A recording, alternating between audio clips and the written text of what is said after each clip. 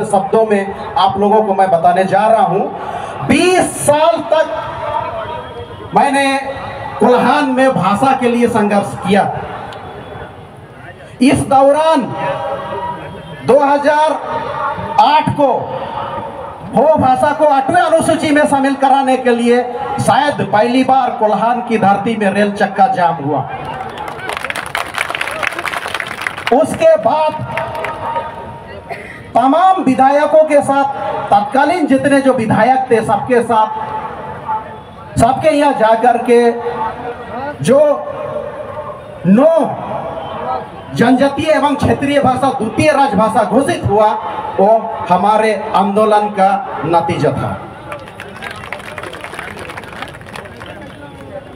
दूसरा, यहां बहुत लोगों को याद होगा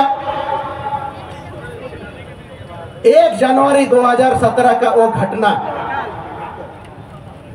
झारखंड के तत्कालीन मुख्यमंत्री एक बहुत बड़ा राजनीतिक षड्यंत्र बोलिए या और कुछ,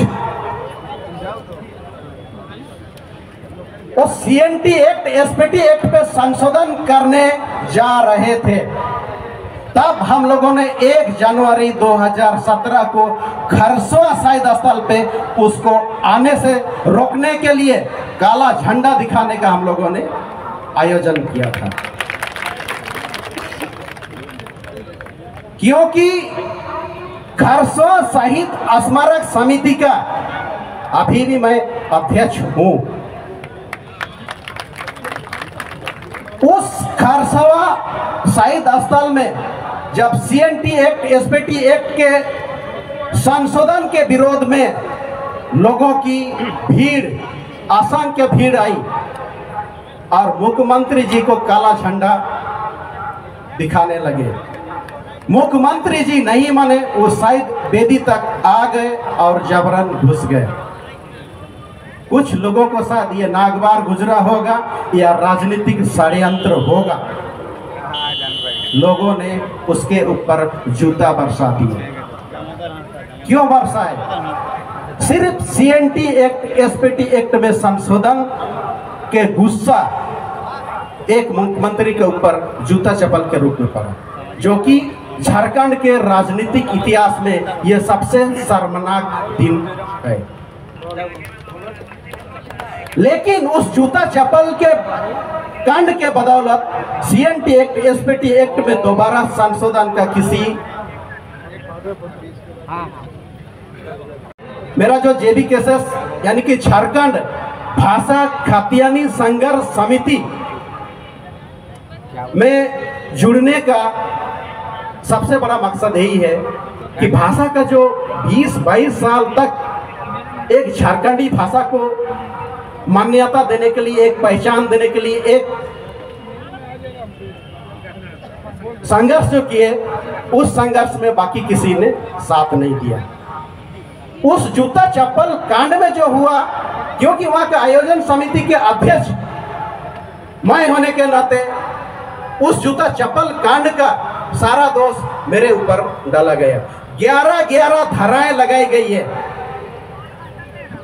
और 7 साल तक उसके लिए हमको कोर्ट कचहरी का चक्कर काटना पड़ा। तब इस 1 जनवरी से पहले मैंने एक चीज बोला था कि अगर ये सरकार भी इस जूता चप्पल कांड का केस जो हमारे ऊपर बेबुनियादी तरीके से लगाया गया, क्योंकि हम वहाँ आयोजन समिति थे, हमारा कर्तव्य था कि जो भी वहाँ श्रद्धांजलि देने आएंगे उसको मान सम्मान पूर्वक श्रद्धांजलि देने का।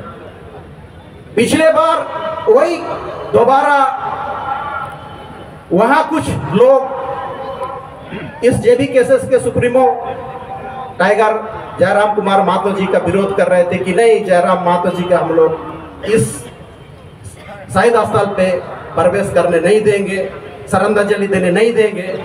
तब उन विरोधियों को मैं नहीं बोला कि ये शहीद स्थल है, शहीदों को श्रद्धांजलि देने का अधिकार झारखंड के पूरा दुनिया के हर लोगों को है। आप किसी को रोक नहीं सकते हो। तब आज जो इस जेबी केसेस के महासचिव, केंद्रीय महासचिव सृजन हाइब्रू, उसको मैंने भेजा कि टाइगर जयराम महतो का विरोध होने वाला है, आप जाओ उसको एस्कॉर्ट करो और श्रद्धांजलि शांतिपूर्वक दिलाओ। तब सृजन हाइब्रू आगे आया और टाइगर जयराम महतो का पूरा काफिला को ले जा करके श्रद्धांजलि शांतिपूर्वक दिलाया।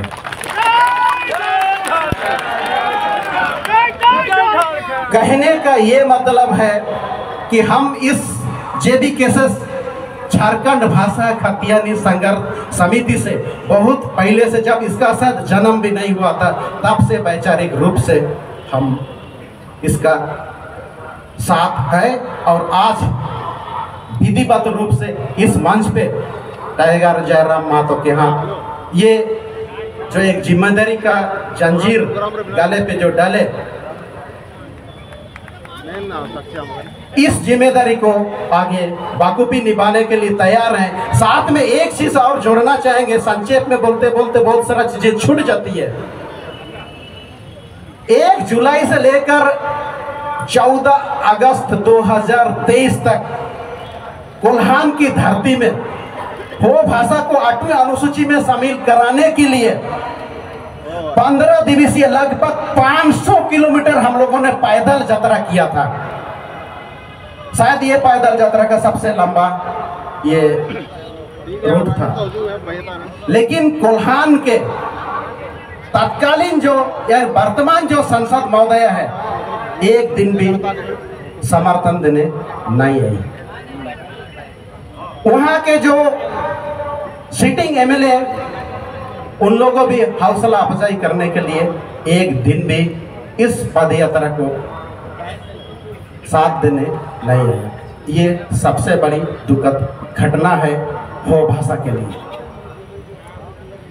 2012 में हम लोग दिल्ली गए थे हो भाषा को 8वीं अनुसूची में शामिल कराने के लिए। उस समय तत्कालीन मुख्यमंत्री माधव कोड़ा जी थे। माधव कोड़ा जी ने हो भाषा को 8वीं अनुसूची में शामिल कराने के लिए कुछ काम नहीं किया। उल्टा वहां पर धर्मेंद्र प्रधान जी, आज जो केंद्रीय पेट्रोलियम मंत्री हैं, उसने हमारे लिए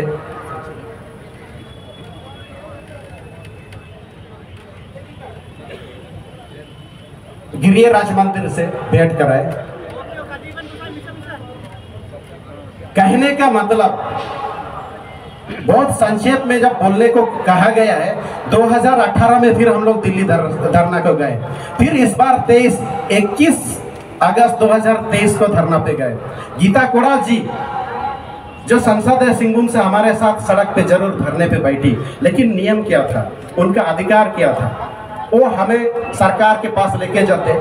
जब 2003 में संथाली भाषा को सलगान मुर्मू जी विपक्ष में होते हुए झारखंड सरकार से शामिल करा सकते थे, तो ठीक उसी तरह गीता कोड़ा जी भी आज वो विपक्ष में है, विपक्ष में होते हुए हो भाषा को 8वीं अनुसूची में वो शामिल करा सकते थे, लेकिन नहीं। इसलिए हम पूरा सामाजिक संगठन के लोग, कोल्हान में मुंडामन की शासन व्यवस्था अभी भी है, सारे मुंडामनकियों के साथ मिलकर के एक ही निर्णय हुआ, क्यों ना जब हम लोग 20-22 साल से भाषा को 8वीं अनुसूची में शामिल कराने के लिए संघर्षरत हैं। कोल्हान में जो कुजू डैम बन रहा है, कम से कम 200 गांव जो डूबने वाला है, इन सब चीजों को बचाने के लिए खुद क्यों नहीं हम लोग लोकसभा लड़ते हैं।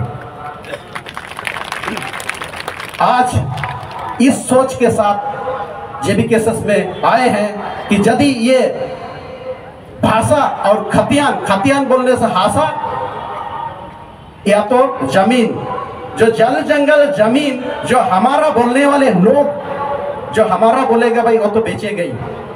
शायद इस सब को रोकने के लिए भी मुझे एक जो संगठन की जरूरत थी वो जेबी केसेस के रूप में मिला। बस समय कम है, आप लोग यहाँ टाइगर जयराम महतो जी को सुनने आए हैं, आप लोग उनका बेसब्री से इंतजार कर रहे हैं। इसीलिए इन शब्दों के साथ मैं अपना वक्तव्य को और आप सबों को धन्यवाद देते हुए समाप्त करना चाहूँगा। आप सबों को धन्यवाद।